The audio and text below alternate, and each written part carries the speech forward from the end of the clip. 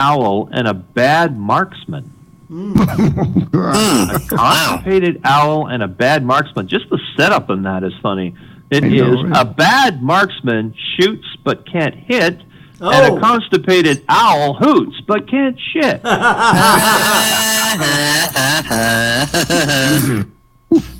Okay, now here's a tale of somebody that went to the pub. And you know when people, they go to places these days, you go to Starbucks, you go to McDonald's, it's not enough you get food. You want the Wi-Fi password, right? Because you're going to sit around and punk around on your phone. Mm-hmm. So the guy goes up to a bar and he goes, oh, what's the Wi-Fi password? And the bartender says, you need to buy a drink first. And the guy goes, okay, fine, I'll have a Coke. The bartender says, is Pepsi okay? Sure, I don't think there's any difference. How much is that? $3. All right, there you go. Now, what's the Wi-Fi password? The bartender says, you need to buy a drink first. No spaces, all lowercase. That's pretty cute. It's making some money. Yeah. Okay. Now, how do you? Now, this is the one where it's like a philosophy of a paradox. Like, can God make a rock so big that not even He can't lift it? Now, here's one. How do you think the unthinkable? How do you think the unthinkable with an iceberg? Wait, what? With an How do you think the unthinkable with an iceberg? With an iceberg. There you go. I'm with that. I didn't hear it. Oh, no. With an iceberg.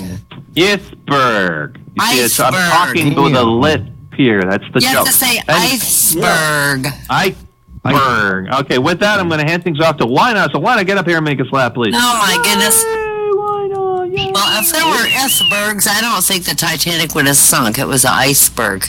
Yeah. So, we have nobody here anymore. This is just really sparse. Thank you all who did come. I'm looking around the room and I'm seeing Diffidence came, Happy's here, Lita, Pat, thank you, Tom Blue Eyes is here, Johnny Ranger's here. Thank you all for coming. Bring some friends. We need people to tell jokes. If anybody has a joke, all welcome to stand up and tell jokes. You don't have to be on stage. We're just here for fun. Anyway. You're cutting out. Well, you're fine. Do you? Cutting out. Damn. No. Oh, get a new goddamn headset, Randy. If I cut out, let me know, everybody. Am I cutting out to you, Thanker? I heard you cut out at least once. All right, I ain't moving anymore. I ain't moving my head. I'm not moving my head. I'm not moving my head. Still. All right. That might be it. All right, a man in the grocery store sees this woman. She's got a little 3-year-old girl in the cart, and as they pass the cookie section, the little girl's like, I want some cookies, I want cookies, and the mother goes, oh, Missy, we only have a few more aisles to go. Don't throw a fit. It won't be long. Then the candy aisle. The girl's like, I want candy, I want this, I want that, lollipop. There, Missy, don't cry. 2 more aisles, we'll be checking out. Get to the checkout, little girl. I want some bubble gum. I love bubble gum. The mother goes like, Missy, we'll be done. And you can go home and have a little bottle and a nice snooze. So in the parking lot, the man stops that woman to compliment her. I can't help noticing how patient you were with this little Missy, he says. And the mother goes, oh, no. My little girl's name's Francine. I am Missy. I'm going to go home and have that bottle. A nice nap, buddy. Sarah's watching while her mom's trying on this expensive fur coat in a high-end department store. Ma, do you realize that some poor dumb animal had to suffer just for you to wear this coat? Sarah's mother turns to her and goes, you think about how much I have suffered, and don't you call your father an animal either. Like your father name. The 3 wise men visit Joseph and Mary in the stable to see the newborn son. The extremely tall wise man hits his head on the door frame and goes, Jesus Christ. Joseph looks at Mary and says, write that down. It's better than Clyde, a lot better than... Yeah. Boo. This little boy, he runs in the house and excitedly shows his mom a $50 bill. He found it out in the park, he says. Are you sure it was lost, the mother says. Well, hell yeah, the kid says. I'm positive. I even saw the guy looking for it. I did the same thing. My neighbor dropped $80 in his yard, but he's an asshole, so I took it. This church pastor got invited to dinner at the house of a parishioner. The pastor's sitting at the table with the family. The mom requests her daughter, age 6, to say grace before the meal. She sits in silence. It's okay, dear, the mother says. You can do it. Just repeat what your daddy said before breakfast this morning. The little girl folds her hand and bows her head and says, Oh, Christ, why did you invite the pastor over for dinner tonight?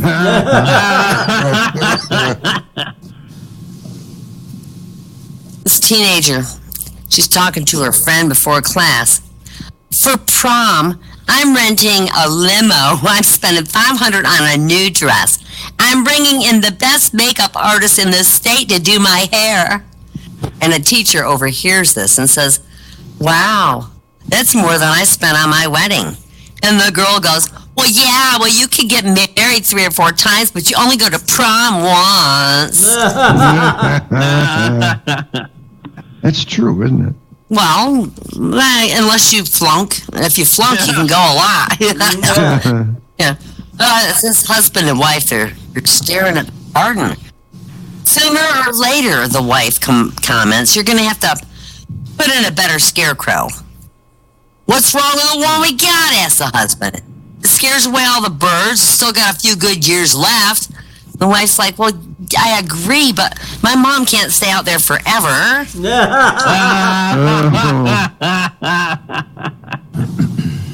And when I was a little girl, I used to lie in my twin-sized bed wondering where my sister was. No. This guy comes home one night and he finds his blonde wife reading his personal journal. I can explain everything, he starts, and she interrupts his mid-sentence and says, You're darn right you're going to explain something. You got a lot of explaining to do. You could start with telling me who are April, May, and June.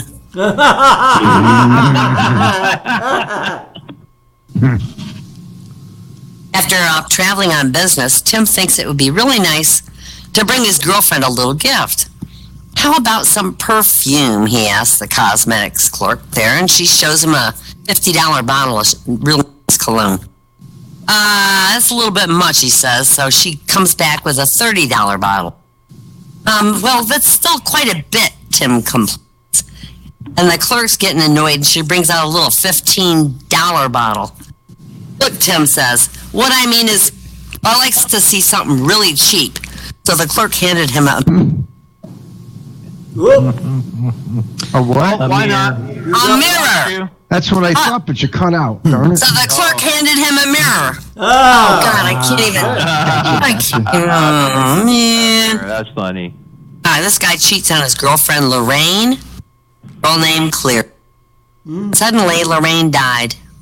At the funeral, the man stood up and went, I can see clearly now Lorraine is gone. This woman's having lunch with a Los Angeles cafe and this man comes to her table. Excuse me, miss, the man says. My wife and I are visiting from out of town. She just loves your sandals. She wanted me to come over and ask if you bought these sandals around here. Oh, the woman says. Actually, I got them in a shop about a block from here. Fantastic, the man says. And if I may ask, how much did you pay for them? Oh, it was $250, she says. Thank you, the man says, and he walks away and he yells to his wife, She got them in New York! Right, what, the husband? Goddamn bastard. Bastard. So this couple's sitting on the porch and they're sipping wine, and the wife says, I love you. And the husband says, Is that you or the wine talking? And the wife says, It's me talking to the wine.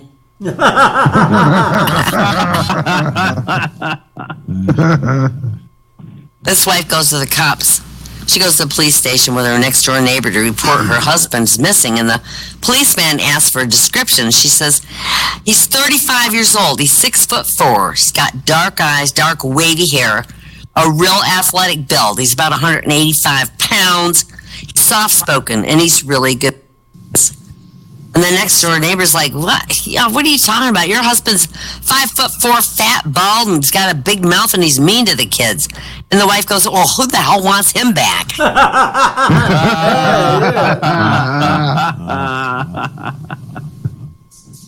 Early in the morning, this wife turns over to find her husband wide awake in bed. Are you okay? The wife asks. I guess, he says. Well, I'm asking because you spent the whole night cursing me in your sleep. And the man says, who said I was asleep?